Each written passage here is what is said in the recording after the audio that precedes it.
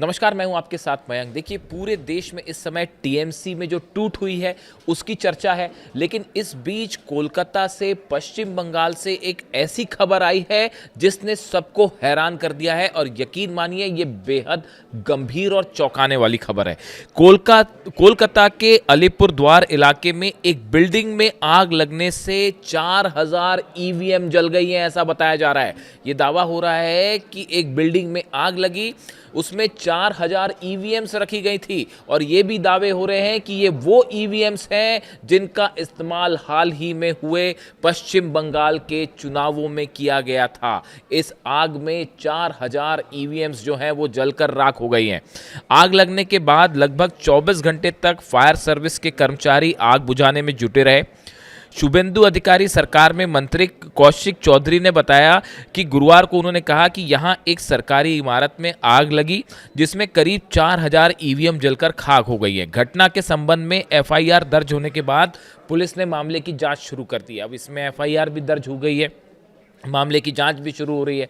अब जो जानकारी आई है उसके मुताबिक बुधवार को दक्षिण कोलकाता के अलीपुर इलाके में 9 मंजिला इमारत में भीषण आग लग गई थी। इस इमारत में अन्य विभागों के अलावा दक्षिण 24 परगना जिला परिषद का कार्यालय भी था। बंगाल सरकार में फायर और इमरजेंसी सर्विस के राज्य मंत्री कौशिक चौधरी ने कहा कि आग में करीब 4000 ईवीएम नष्ट हो गई हैं।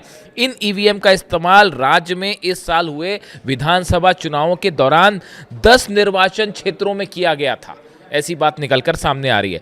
आग सबसे पहले इमारत की दूसरी और तीसरी मंजिल पर देखी गई। अभी यह साफ नहीं है कि आग 9वीं और 10वीं मंजिल तक कैसे पहुंच गई। अब देखिए, ये बड़ी गौर करने वाली बात है और हैरान करने वाली बात है कि आग स्टार्ट होती है दूसरी और तीसरी मंजिल से, बीच की मंजिलों को नुकसान नहीं होता, लेकिन 9वीं और 10वीं मंजिल पर भी आग पहुंच जाती है, बीच में नहीं पहुंचती आग। ये बड़ा हैरान करने वाला मामला है और इसके बाद अब इसकी फॉरेंसिक जांच हो रही है। अब देखिए, इसको लेकर बड़ी सियासत भी सामने आ रही है और कई आरोपों का, प्रत्यारोपों का दौर भी शुरू हो गया है। पश्चिम बंगाल विधानसभा चुनाव को लेकर पूरा विपक्ष लगातार सवाल उठा रहा है। ममता बनर्जी ने सवाल उठाए, अखिलेश यादव सवाल उठा रहे हैं, राहुल गांधी सवाल उठा रहे हैं। कहा जा रहा है कि धांधली हुई चुनाव में, ऐसा आरोप विपक्ष का है। उसके बीच अब ये घटना सामने आना, आग लग जाना, उसमें 4000 ईवीएम जलकर राख हो जाना, इस तरह का दावे हो रहे हैं। इसको लेकर ये सवाल उठने लग गए हैं कि क्या ये हादसा था या आग लगाई गई, जानबूझकर आग लगाई गई, और इससे किसको फायदा हो सकता है। देखिए, बड़ा सवाल ये है कि दूसरी और तीसरी मंजिल, जैसा बताया जा रहा है कि दूसरी और तीसरी मंजिल पर आग लगती है, लेकिन वो आग जो है चौथी, पांचवी, छठी मंजिल पर नहीं लगती और उसके बाद जो है ऊपर की मंजिलों में आग लग जाती है। तो ये भी बड़ा हैरान करने वाला है कि अगर नीचे से आग शुरू हुई तो फिर उसके बीच की मंजिलों में नहीं लगी और ऊपर कैसे लग सकती है। तो इससे ये सवाल उठ रहे हैं कि ये क्या किसी तरह का सुबोटाज था और जानबूझ के ये आग लगाई गई। इसकी अब जांच हो रही है, फॉरेंसिक रिपोर्ट भी सामने आएगी, फॉरेंसिक जांच भी हो रही है। लेकिन बड़ा सवाल ये है कि 4000 ईवीएम जल जाना अपने आप में एक बहुत बड़ा घटना है ये।